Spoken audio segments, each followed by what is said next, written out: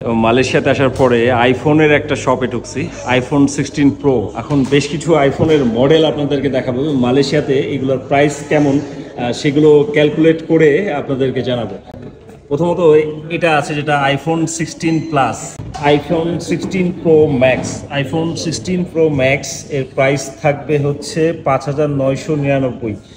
5,999 multiply 30, প্রায় 1,80,000 টাকা হচ্ছে iPhone 16 pro max. Oh my god, it's a huge price I think.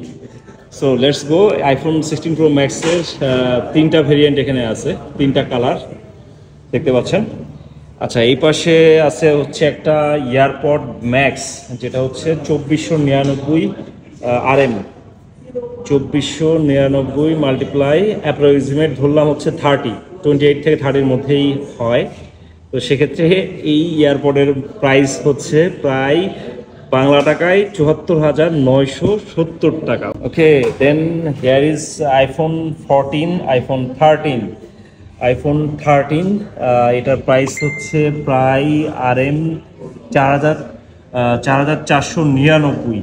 Okay, 4,499 means 4,499 multiply 30, 1,34,970 টাকা।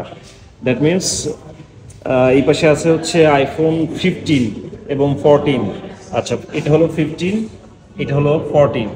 আচ্ছা, 15-এর price কত সেটা একটু বলি। মালয়েশিয়াতে 15-এর প্রাইস হচ্ছে 4,999। 4,999 মাল্টিপ্লাই 30, দ্যাট মিনস প্রায় 1,49,970 টাকা।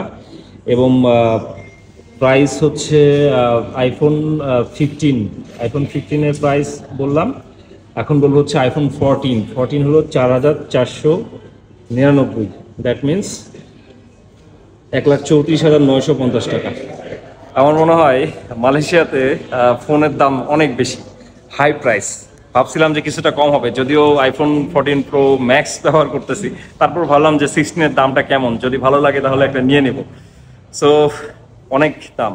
তো যারা কিনতে চান তারা চাইলে এই প্রাইসে মালয়েশিয়া থেকে কিনতে পারবেন। That's it. আর এই হচ্ছে শপটা, এখানে আরও অনেক গ্যাজেট আছে দেখতে পাচ্ছেন।